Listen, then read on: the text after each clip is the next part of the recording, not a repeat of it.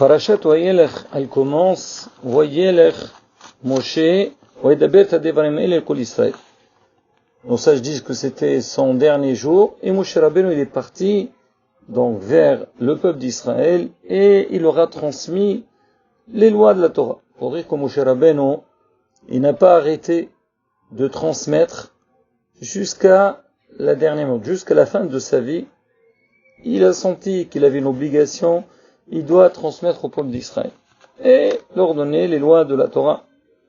Alors maintenant, au milieu de la paracha, la Torah nous dit que Moshe Rabbeinu, il s'est adressé au Melech, au roi d'Israël, et lui dire que à la fin de la 7e année, c'est-à-dire au début de la 8e année, pendant la fête de Sukkot, quand Béni Israël, ils vont venir au Beth HaMikdash pèleriner pour faire ce qu'on appelle Korban Re'iyah, se présenter devant la Shekhinah, alors il doit leur lire toute la Torah. Le peuple d'Israël doit écouter. Donc pareil, les lois de la Torah.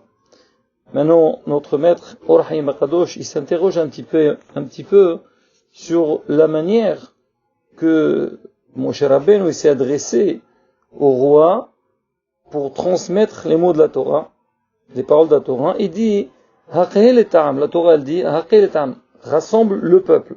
Donc on dit au roi de faire ça, Ha'anashim, les hommes, ou Ha'anashim, et les femmes, ou Ha'taf, et les enfants, Verer Hashir V'Sharech, et l'étranger qui est dans ton domaine, les Ma'an Ishme'u, afin qu'ils écoutent, ou le Ma'an Ilmidou, et afin qu'ils apprennent, ou Yar'ot Hashem Elohechem, pour qu'ils craignent Akadosh Baruch Hu, ou Shabru La'asot, donc ils vont garder donc ce qui est marqué dans la Torah pour l'appliquer, et de devrait Torah, toutes les paroles de la Torah. Donc ça, la première partie, premier passouk. Et juste après, le passouk il dit Uvnehem asher lo yad'u, et leurs enfants qui ne savent pas, Yishme'u ve'lamdu, ils écouteront et ils apprendront, Lira et Hashem Elohechem, de craindre Akadosh Baruch Hu, Kol hayamim, tous les jours, Asher atem hayim al adama, que vous vivez sur terre, pour dire que maintenant vous allez passer le Jourdain et vous allez entrer dans la terre d'Israël et ça sera la terre promise pour le peuple d'Israël. Notre maître, Or Haïm HaKadosh, il se pose quelques questions sur ce passage. Il sent qu'il y a quelques difficultés au niveau du langage de la Torah. La première, c'est que quand le roi, c'est marqué qu'il faut le roi qui il rassemble le peuple d'Israël et leur parler, c'est marqué les ma'an yishmi'u ou le ma'an yilmidu, afin qu'ils écoutent et afin qu'ils apprennent. Pourquoi on a besoin de dire les ma'an yishmi'u ou le ma'an yilmidu? Dis les ma'an yishmi'u ou l'amdu, afin qu'ils écoutent, ils apprendront. Parce que l'un dépend de l'autre. Alors pourquoi bémit on a besoin de faire donc une séparation entre les deux, les ma'an yishmi'u et après ou le ma'an yilmidu? Alors le Rav, il répond il fait une belle introduction. On sait que dans les mitzvot de la Torah, tout le clan d'Israël, il est concerné, mais il y a certaines choses qui ont une différence entre les hommes et les femmes. Les femmes, elles sont pas obligées d'étudier la Torah. Comme c'est marqué, Willimatem otam et benechem. Vous enseignerez à vos enfants. On a dit benechem. Alors on a appris de là-bas benechem velo benotechem. Donc les femmes sont dispensées de l'étude de la Torah. Mais c'est pas pour ça que les femmes, elles sont acquittées ou dispensées de la pratique des mitzvot. Mais elles sont obligées, mais même dans la pratique des mitzvot, il y a des mitzvot que les femmes, elles sont obligées de faire. Il y a d'autres mitzvot qu'elles sont dispensées. Par exemple, Miswad Aseh Shazman Grama, une mitzvah positive qui dépend du temps. Les femmes, on les a dispensées de ces mitzvot-là. Parce qu'on dit que la femme, donc, elle est occupée, et donc, elle n'a pas son temps tout le temps entre ses mains. Alors la Torah, elle a libéré, donc, de ces mitzvot-là. Alors maintenant, le Rav, il explique, selon cette idée-là, il dit, on comprend. Quand on a dit que le roi d'Israël, il doit regrouper le peuple d'Israël, c'est marqué. Haqel et Ta'am regroupe le peuple, Ha'anashim, Ha'anashim, Ha'taf. Tu dois amener les hommes, les femmes, les enfants. Alors maintenant il dit, En fait, le message, il est adressé à chacun d'une manière particulière. Il dit au début, il dit les ma'an yishmi'u, afin qu'ils écoutent. Alors, quand il dit afin qu'ils écoutent, ça concerne tout le monde. Parce que, même que les femmes n'ont pas l'obligation d'étudier la Torah, mais elles ont besoin d'entendre c'est quoi les lois de la Torah. Une femme, elle peut pas dire bon écoute, la Torah m'a dispensé d'étudier la Torah, donc moi je suis pas obligé de connaître les lois de la Torah. Elle dit pas du tout. Alors elle doit entendre, elle doit écouter des cours. L'étude en lui-même, il n'y a pas d'obligation.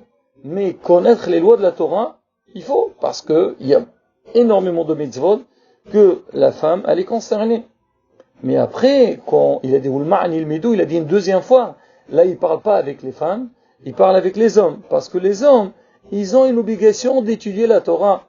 Un homme, il est hayab d'être chové atim la Torah. Alors c'est pour ça qu'on a séparé entre les deux. Et à travers ça, à partir du moment qu'on va étudier et on va écouter les lois de la Torah, donc automatiquement, on va avoir la crainte d'Akadosh Baruch. C'est ça où il y a Hashem l'Orichem. Maintenant le deuxième passour, il dit Ovnehem Hashem lo yad'u. Mais maintenant les enfants, eux ils sont petits, ils comprennent rien. Même ils peuvent ni étudier ni rien du tout. Alors il dit cela, Yishmi'u velamdu.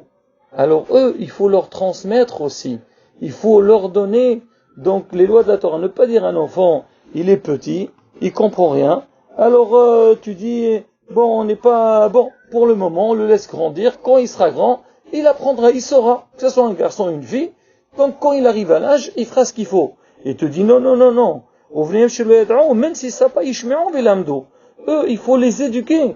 Il faut les mettre dans une ambiance de Kdusha et de Tahara pour que eux, ils grandissent dans ça. Et quand ils vont grandir, ils sauront. Alors maintenant, il dit, et dans la suite, alors quand il dit, Lirat Shemachem, Kol Hayamim, toute la vie. C'est-à-dire quoi, Kol Hayamim? C'est que quand un enfant, on lui transmet, on l'éduque sur la voie de la Torah. Mon fils, ma fille, ça c'est interdit. Ça en fait pas. Ça c'est pas notre manière de faire. Notre mode de vie, Ham Israël, il est spécial. Alors cet enfant-là, quand il était petit, bon, il va pas faire grand-chose, mais au moins quand il a grandi avec ça, quand il sera grand, donc il aura aucun problème donc de pratiquer. Mais si Hasbe Shalom, l'enfant quand il est petit, on lui apprend rien du tout, alors quand il grandit, il te dit on m'a jamais appris, et ce sera très difficile pour lui d'avancer dans les mots de la Torah. Et le Rav il amène la Gemara Hagiga qui dit je comprends bien que quand la Torah dit les hommes ils doivent venir, le roi il doit regrouper les hommes et les femmes pour leur apprendre, celui qui étudie, celui qui écoute. Mais les enfants, pourquoi on a besoin de les amener? Alors Rav, il rajoute sur ça, il dit des fois un enfant, même qu'il n'apprend rien, mais quand toi tu l'amènes par exemple à la synagogue, ou tu l'amènes dans un endroit de Kdusha, alors lui, il va sentir que cet endroit-là, il fait partie de lui. Ça veut dire il va s'éduquer, il va grandir de cet endroit-là, et bien Hazrat Hashem, donc il saura qu'un jour ou l'autre, il aura l'obligation lui aussi d'apprendre et faire le nécessaire. Qu'on puisse transmettre déjà nous-mêmes, apprendre et connaître la loi de la Torah et transmettre à nos enfants qui grandiront dans Torah Mitzvot, Ma'asim Tovim. Amen. Shabbat Shalom.